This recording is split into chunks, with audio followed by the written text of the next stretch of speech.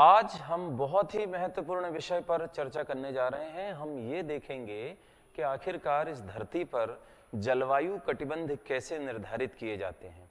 हम ये देखेंगे कि इस पृथ्वी पर कौन से क्षेत्र कैसी जलवायु रखते हैं। इसके लिए सबसे इम्पोर्टेंट है कि जो जलवायु कटिबंध है ये अक्षांशीय रेखाओं के आधार पर डिवाइड किया जा सकता है।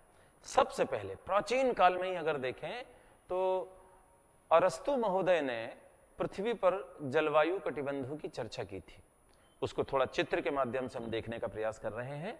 देखिएगा आप सभी लोग, हमारी पृथ्वी चूंकि पूरी तरह से गोल नहीं है, ध्रुवों से हमारी पृथ्वी थोड़ी सी चपटी है और इसी कारण हमारी धरती के इस आकृति को हम जियोर्ड या ऑब्लेट स्फीयर्ड के नाम से पुकारते हैं। हमारी पृथ्वी के ठीक बीचों बीच से हम एक रेखा की कल्पना करते हैं जिसे हम कहते हैं 0 डिग्री अक्षांश रेखा। 0 डिग्री अक्षांश रेखा को ही हम 0 डिग्री लैटिट्यूड लाइन कहते हैं। इसे ही हम भूमध्य रेखा कह सकते हैं, इसे ही हम विषुवत रेखा कह सकते हैं और इसे ही कहा जाता है इक्वेटर। तो यही इक्वेटर लाइन है जो धरती को 2 बराबर भागों में बांटती है। हमारी पृथ्वी में चूंकि ऊपर हम देखते हैं कि यहां उत्तरी ध्रुव है, नॉर्थ पोल है एनपी, और नीचे दक्षिणी ध्रुव है एसपी मींस साउथ पोल। और ये जो ध्रुव हैं ये थोड़े तिरछे हैं। इसी कारण हम कहते हैं कि हमारी धरती, अगर हम एक मेन एक्सिस या अक्ष की कल्पना करें, एक एक्सिस की कल्पना करें, मुख्य अक्ष, तो इस मुख्य अक्ष पर हमारी धरती ध्रुवों के अकॉर्डिंग अगर बात करें तो एक झुकाव रखती है। और अगर ये पूरा एंगल आप 90 डिग्री माने तो ये जो झुकाव है धरती का ये 23.5 डिग्री है। अब चूंकि 90 में से ये 23.5, तो ये बचा हुआ एंगल जो है वो 66.5 डिग्री का है। तो आप समझिए इस बात को कि हमारी पृथ्वी अपने मुख्य अक्ष पर, एक्सिस पर 23.5 डिग्री का झुकाव रखती है। और इस एक सीधी रेखा की जो हम कल्पना करते हैं इसे हम कह सकते हैं कक्षा तली। अंग्रेजी में से हम ऑर्बिट प्लेन भी कह सकते हैं।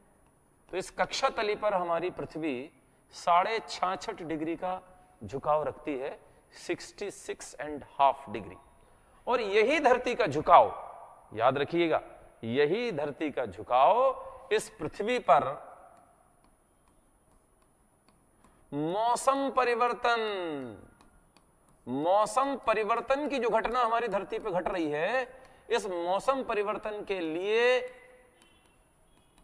उत्तरदायी कारण, रिस्पॉन्सिबल कारण पृथ्वी का अपने एक्सिस पर 23.5 डिग्री का झुकाव रखना या पृथ्वी का अपने कक्षा तली पर 66.5 डिग्री का झुकाव रखना, यह मौसम परिवर्तन के लिए उत्तरदायी है। इसी के कारण सर्दी, गर्मी, बारिश जैसी घटनाएं घटती हैं। ठीक है, तो एक कंसेप्ट हमें समझ में आया कि हमारी धरती अपने एक्सिस पर झुकी है और उसी झुकाव के कारण पृथ्वी पर मौसम परिवर्तन की घटना घटित हो रही। अब हम इस इक्वेटर जो विषुवत रेखा है, भूमध्य रेखा है, इसी के सापेक्ष हम कुछ रेखाओं को निर्धारित करेंगे और जलवायु कटिबंध का निर्धारण कैसे होता है इसको समझने का प्रयास करेंगे। मैं इसे मिटा देता हूं, देखिएगा जरा। चूंकि जैसा कि मैंने अभी बताया कि हमारी पृथ्वी पर ठीक इसके बीचों बीच से गुजरने वाली रेखा जिसे हम कहते हैं 0 डिग्री अक्षांश, या इसे ही हम कहते हैं इक्वेटर, या इसे ही हम कहते हैं भूमध्य रेखा। अब इस भूमध्य रेखा के ऊपर 1 डिग्री, 2 डिग्री, 3 डिग्री काफी सारी अक्षांश रेखाएं हैं जिन्हें नॉर्थ अक्षांश कहेंगे। 0 डिग्री के नीचे भी 1 डिग्री से लेकर 90 तक रेखाएं हैं जिन्हें हम दक्षिणी अक्षांश रेखा कहेंगे। तो उत्तरी अक्षांशों में एक रेखा है जिसे हम कहते हैं 23.5 degree, 23.5, 23.5 degree north means N, उत्तरी अक्षांश रेखा। इस 23.5 डिग्री उत्तरी अक्षांश को ही हम कहते हैं कर्क रेखा। कर्क रेखा को ट्रॉपिक ऑफ कैंसर के नाम से पुकारा जाता है। ठीक इसी प्रकार 23.5 डिग्री दक्षिणी अक्षांश रेखा है, इसे हम कहते हैं मकर रेखा। ध्यान दें, कर्क रेखा भारत को लगभग 2 भागों में बांटती है। भारत को लगभग 2 बराबर भागों में कर्क रेखा बांटती है, साथ ही साथ भारत को 2 अलग अलग 2 जलवायु कटिबंधों में भी बांट रही है। ठीक इसी प्रकार मकर रेखा ऑस्ट्रेलिया को 2 बराबर भागों में बांटती है। अब आगे देखिएगा, 23.5 डिग्री उत्तरी अक्षांश कर्क रेखा है, 23.5 डिग्री दक्षिणी अक्षांश मकर रेखा है। ठीक इसके ऊपर 66.5 डिग्री नॉर्थ अक्षांश एक रेखा है और नीचे 66.5 डिग्री साउथ अक्षांश एक रेखा है। 23.5 से 66.5 के बीच में एक रेखा की और हम कल्पना करें, जिसको हम कहेंगे 45 डिग्री, 45 डिग्री नॉर्थ, और इस नीचे भी ऐसी की ऐसी सेम रेखा आप सोचिए, 45 डिग्री साउथ अक्षांश,